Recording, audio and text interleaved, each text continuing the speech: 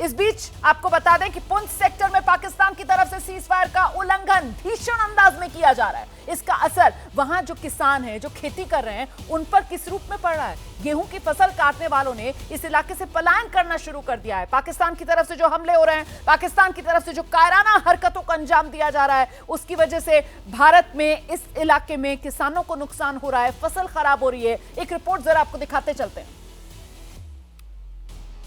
दो ही कमाई होती है, मेरी आवाज एक अपनी फसल और एक अपना जानवर और उसका दूध। इन्हीं दोनों चीजों के भरोसे लोग बॉर्डर पर अपनी जिंदगी की गुजर बसर करते हैं। उनकी कमाई का यही जरिया होता है और इससे होने वाली कमाई से वो अपना साल भर जीवन चलाते हैं। इस वक्त मैं मौजूद हूँ पुंछ के साथ लगती रावलकोट को जाने वाली रोड के उस रास्ते पर, जहां पर फसल लगभग तैयार खड़ी है, लेकिन इसे काटने वाला कोई नहीं है। क्यों नहीं है काटने वाला? क्योंकि भारत और पाकिस्तान के बीच यहां लगातार शेलिंग हो रही है और बढ़ते तनाव के बीच लोग गांव छोड़कर चले गए हैं। और ये फसल देखिए, एकदम पकी खड़ी लहलहाती हुई इंतजार कर रही है अपने उस मालिक का, जिसने 6 महीने से इसको सींच कर, इसको खाद डालकर, इसको बीज को इस शक्ल तक तैयार किया है। और इस फसल से वो ना सिर्फ अगले 1 साल की फसल का बीज तैयार करेगा, बल्कि अपने परिवार का पालन पोषण भी करेगा। मगर अब इस फसल का क्या होगा? क्या ये बर्बाद हो जाएगी? गांव के कुछ लोग यहाँ पर मौजूद हैं, इन्हीं से जानते हैं। ये खेतों में फसल को काटने वाला कोई नहीं है, तो ये तो सबसे बड़ा दर्द बन गया होगा जो अब भारत और पाकिस्तान के बीच ये चल रहा है। बहुत ज्यादा खौफ पड़ गया है, हमें डर लगता है, फसल खराब होने लगती है, बच्चों का भी खौफ है हमें। तो क्या करें, जाएंगे कहाँ? बच्चे मार जाएंगे तो क्या करेंगे फिर? अगर ये फसल खराब हो जाएगा तो बच्चे क्या खाएंगे? पाकिस्तान को होना चाहिए, इंसाफ करना चाहिए उन्हें, ऐसा काम नहीं करना चाहिए। क्यों करते हैं वो ऐसा काम हमारे साथ?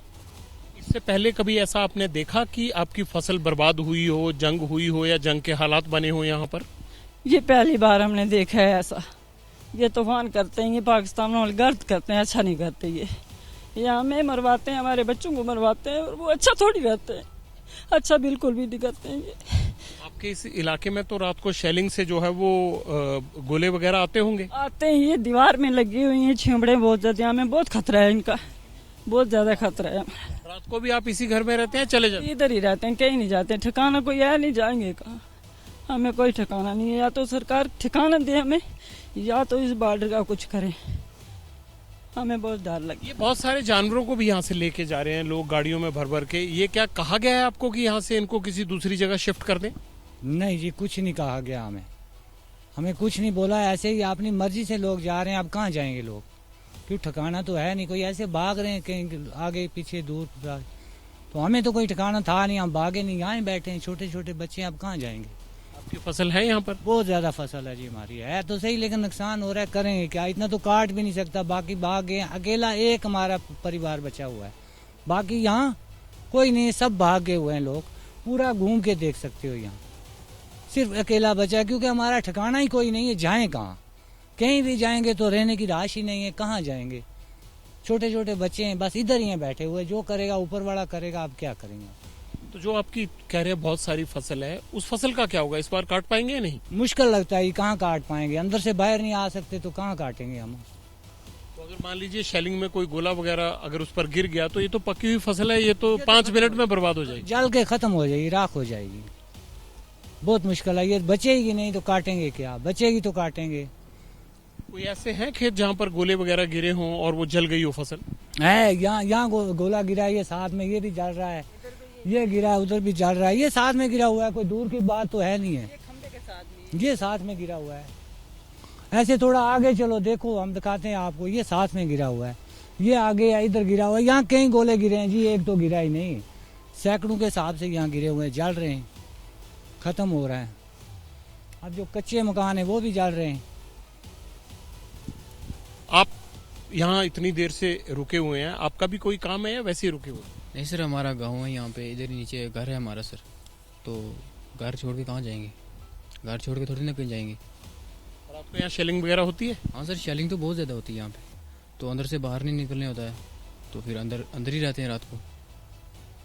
आपके आस पड़ोस में बाकी लोगों ने फसल काट ली या कोई भी नहीं काट पाया? नहीं सर, कोई भी नहीं काट पाया सर। कैसे काटेगा सर? डर है, आपको पता है सर, हर एक इंसान को अपनी जान की परवाह होती है। तो ये थोड़ी ना कोई दिन में कोई काटने को निकल जाए, कल उसके ऊपर अटैक हो जाए तो मर जाए। तो आजकल तो कोई पुलिस वगैरह भी नहीं संभालती है किसी को। तो हर एक बंदा, हर एक इंसान अपनी जान को संभालता है। आपको पहले इस तरह से कहा गया था कि फसल काट लें जब ये तनाव बढ़ रहा था, या कोई ऐसी हिदायत आई ही नहीं अभी तक? नहीं सर, अभी तक कुछ नहीं, अभी तक ऐसा किसी ने कुछ नहीं बोला कि आप अपने फसल काट लो। तो ये अचानक ही मौसम, क्या मतलब, ऐसा अचानक ही माहौल ख़राब हो गया। क्योंकि पंजाब में तो बहुत सारे बॉर्डर एरिया के किसानों को ये बात कह दी गई थी कि आप जल्दी से अपनी फसल काट लें, तनाव बढ़ सकता है। नहीं सर, अचानक ही ऐसे हुआ कि रात के 1-2 बजे फायरिंग शुरू होगी, तो उसके बाद सब डर गए। तो पहले दिन जब फायरिंग हुई तो आधे लोग निकल गए यहाँ से, जब दूसरे दिन फायरिंग हुई तो फिर आधे लोग निकल गए। तो अब बीच बीच में कहीं कहीं गांव में किसी घर में कोई एक बंदा बचा, बाकी तो यहाँ पे कोई बंदा नहीं बचा हुआ है। यार शेलिंग, ये जो पीछे पहाड़ियाँ किस तरफ से आती है? सर शेलिंग सामने से आती है, इस साइड से, सामने से। तो रात को क्या पता सर कहाँ से आएंगे, आपको पता, अंधेरे में क्या पता होता, लाइटें तो होती नहीं यहाँ पे, तो अंधेरे में क्या पता कहाँ से कहाँ आ रही है। आपका क्या नाम है? सर मेरा नाम मोहम्मद रफ़ी है सर। रफ़ी, कितनी उम्र है तुम्हारी? सर 18 साल है सर। पहले कभी आपने जब से होश संभाला है इस तरह के हालात बनते देखे हैं? नहीं सर, ऐसा तो फर्स्ट टाइम देख रहा हूँ सर, ऐसी लाइफ में फर्स्ट टाइम ये ऐसी सिचुएशन देख रहा हूँ सर। तो आप अपने बड़े बुजुर्गों से पूछते हैं कि ये क्या हो रहा है, या मतलब आपके मन में ये हो कि हम कैसी जगह पर रहते हैं जहाँ कभी भी तनाव हो सकता हो? नहीं सर, ऐसा तो कुछ नहीं है। पहली बार जब ऐसा हुआ तो अभी हमें कोई बड़ा बुजुर्ग भी नहीं मिला है तो किसी से पूछ पाएँ। तो अभी खुद भी डरे हुए हैं सर, अपनी जान को संभाल रहे हैं। तो आपको खुद ही पता है सर, आपको सिचुएशन देख तो आपको खुद ही पता लगता है सर। यहाँ पे तो इतने ज़्यादा गोले बरसाए हुए हैं यहाँ पे पाकिस्तान वालों ने, कम से कम उनको इतना एहसास नहीं है कि थोड़ा सा ध्यान रखा जाए कि आगे वाले मुल्क का क्या किसी के गाँव नुकसान ना हो जाए। तो इतने सारे गाँव नुकसान हो गया, आपको पता ही है कितने घर यहाँ पे उजड़ गए हैं। तो जो एक बार बर्बाद हो गया तो वो तो अपनी ज़िंदगी तो नहीं संभाल पाएगा। जिसका घर टूट गया वो मोदी थोड़ी नहीं घर बना के देगा उसको। आपको क्या लगता है कि पाकिस्तान आपको बर्बाद कर रहा है, तो पाकिस्तान को भी इसी तरह की सज़ा मिलनी चाहिए? हाँ, पाकिस्तान को इसी तरह की सज़ा मिलनी चाहिए, क्योंकि वो अगर हिंदुस्तान बर्बाद कर रहा है, वो सुधरने का नाम नहीं ले रहा है, तो उसको तो सबक सिखाना पड़ेगा पाकिस्तान को। पाकिस्तान को सबक सिखाना पड़ेगा, लेकिन एक सबक सीखना भी पड़ेगा पाकिस्तान को। सबक ये सीखना पड़ेगा कि ये झगड़ा जो उसने शुरू किया है, ये तनाव या जो युद्ध के हालात जो बने हैं, इसमें इन किसानों का कोई कसूर नहीं है। ये लोग अपनी फसल 1 साल तक सींचते हैं, बच्चे की तरह पालते हैं, उसे बड़ा करते हैं और फिर काटते हैं और 1 साल अपनी कमाई का जरिया बनाते हैं। पाकिस्तान के इस नापाक इरादों के कारण न सिर्फ एक साधारण व्यक्ति बल्कि बॉर्डर एरिया के किसान भी परेशान हैं, और इस परेशानी की सबसे बड़ी वजह यह है कि ये जंग के हालात उनको उनकी फसल से, उनको उनके मवेशियों से दूर कर रहे हैं, जिनके खातिर वो यहाँ पर अपनी जिंदगी चला रहे हैं। तो सजा पाकिस्तान को भी मिलनी चाहिए, या तो वो बाज आए या फिर इन लोगों के दर्द को देखते हुए जो रात को गोले गिराकर इनकी फसल को जलाने की या इनकी फसलों को और जानवरों को नुकसान पहुंचाने की कोशिश करते हैं, उसके बदले में ये भी चाहते हैं कि पाकिस्तान को कड़ी सजा मिलनी चाहिए, और वो वक्त अब आ चुका है। कैमरामैन मनीष उनियाल के साथ Jagvinder Patiyal, ABP News, LOC, Poonch. तो हमारे सहयोगी जो हैं वो LOC में तैनात हैं और लगातार वहां के हालात को लेकर आप तक खबरें पहुंचा रहे हैं।